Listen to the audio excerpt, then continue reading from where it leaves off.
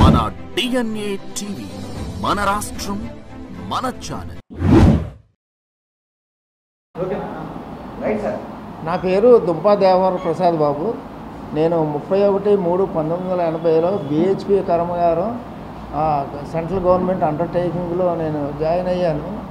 31/12/1985లో అక్కడ cash miss అయ్యిందని చెప్పి ఒక FIR గాజువాక పోలీస్ స్టేషన్లో కంప్లైంట్ ఇవ్వగా P. శ్రీనివాసరావు అని ముద్దాయి FIRలో ఉండగా నన్ను 4/1/1986లో నన్ను ఆన్ డ్యూటీలో వితౌట్ వారెంట్, వితౌట్ ఎనీ నోటీసులు లేకుండా తీసుకెళ్ళిపోయి నిర్బంధించి నాకు 13/1/86ని కోర్టులో సబ్మిట్ చేయగా నేను 15/1/86ని నేను బెయిల్ తీసుకుని వచ్చి నేను వాదించుకోనగా అప్పుడు నన్ను సస్పెండ్ చేసి ఉన్నారు.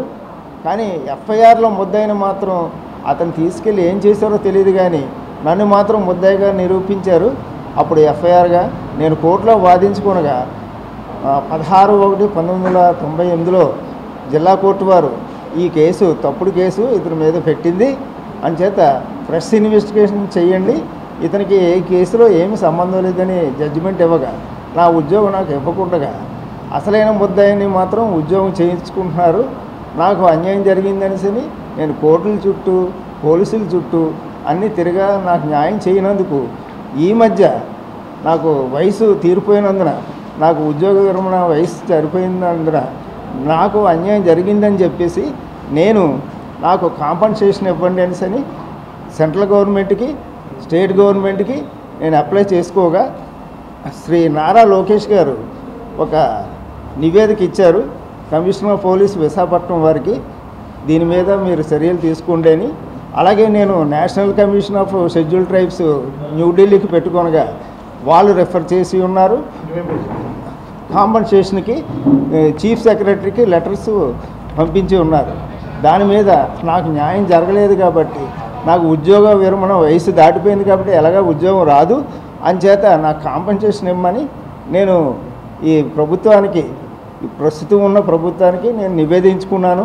అలాగే మొత్తం హోమ్ డిపార్ట్మెంట్కి, అలాగే DGP గారికి, అలాగే సెంట్రల్ గవర్నమెంట్ హోమ్ మినిస్టర్ గారికి అందరికీ నేను పెట్టుకునగా ఈ మధ్యన మరి నాకు ఏం జరిగిందో తెలియదు, కానీ తర్వాత ACP గాజువాక పోలీస్ స్టేషన్ వారు నాకు ఒక నోటీస్ ఇచ్చి రమ్మన్నారు ఎంక్వైరీ నిమిత్తమై.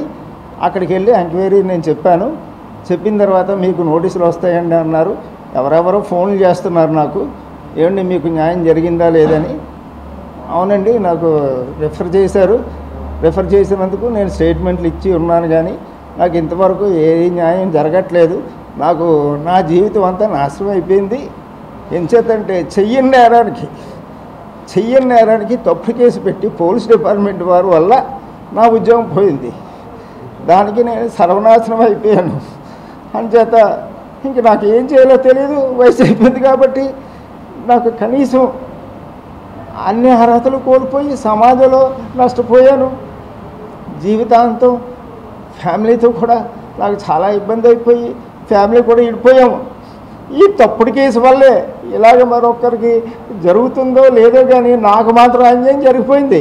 ఇదే గవర్నమెంట్ 1986లో తెలుగుదేశం గవర్నమెంటే, నేను అదే చెప్తున్నాను. ఆ గవర్నమెంట్ ఈ గవర్నమెంట్ కాదు, రూల్స్ను పక్కన పెట్టి నాకు అన్యాయం చేశారు.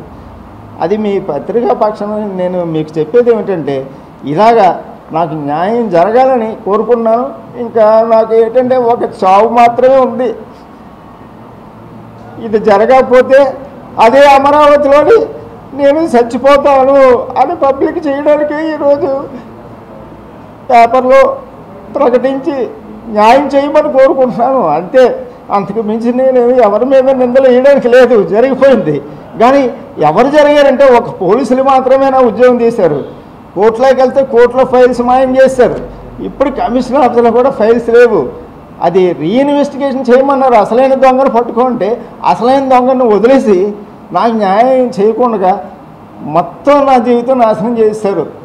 ఇంకా నాకు ఇంతవరకు నేను ఎప్పుడు కూడా ప్రెస్ మీట్లు పెట్టుకోలేదు, ఏమి లేదు. కోర్టుల చుట్టూ తిరుక్కుంటూ అలసిపోయి ఉన్నాను. ఇంకా నా వయసు అయిపోయింది, ఇంకా చావు మాత్రమే ఉంది. సమాజంలో పరువు లేకుండా నా భార్య పిల్లల్ని కూడా విడిచిపెట్టుకొని బతుక్కుంటూ వచ్చాను.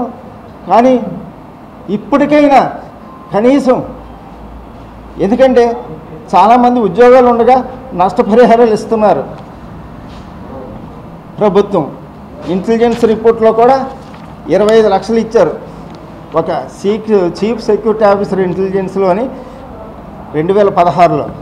నష్టపరిహారం ఉద్యోగం చేస్తున్న ఆసామి గుండుపోటు వస్తే కానీ నాకు అన్యాయమైన కేసులు ఇరికించినందుకు నా నష్టపరిహారం నేను కోరుకుంటున్నాను. ఎందుకంటే ఉద్యోగంలో ఉన్న నా జీతభత్యాలు, గ్రాడ్యుటీ, పిఎఫ్, పెన్షను ఇవన్నీ నాకు రావాల్సి ఉంది. కానీ ఇది ఎటు తేల్చకుండా నాకు అన్యాయం చేశారు కాబట్టి నాకు న్యాయం కావాలని నేను మీ ముందు నేను విన్నవించుకుంటున్నాను. దయచేసి మీరందరూ కూడా నాకు కొంచెం కోఆపరేషన్ చేయండి. ఎందుకంటే అప్పులు పాలైపోయాను, అప్పులు తీర్చలేక ఇంకా సాగు ఒకటే నాకు మిగిలింది. ఎందుకంటే తిరగడానికి అప్పులు చేసుకుంటేనే తిరుక్కొని వస్తున్నాను. హైకోర్టుకి వెళ్ళినా అక్కడ న్యాయం లేదు.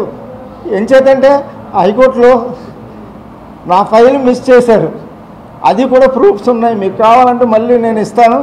ఎందుకంటే ఫైల్ ఇప్పటికీ కూడా లేదు, పోలీస్ స్టేషన్లో లేదు.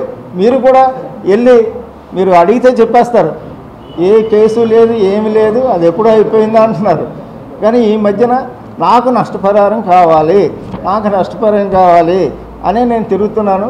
దయచేసి అందరికీ కోరుకునేది ఏమంటే, నేను తప్పుడు కేసులో న్యాయంగా నాకు జిల్లా కోర్టు ఇచ్చిన తీర్పుకి కూడా ఏ ప్రభుత్వాలు పట్టించుకోవట్లేదు, ఎందుకో నాకు తెలియట్లేదు. దయచేసి నాకు న్యాయం చేయమనే కోరుచున్నాను. భారత heavy plates and vessels limited, central government of undertaking, present BHEL.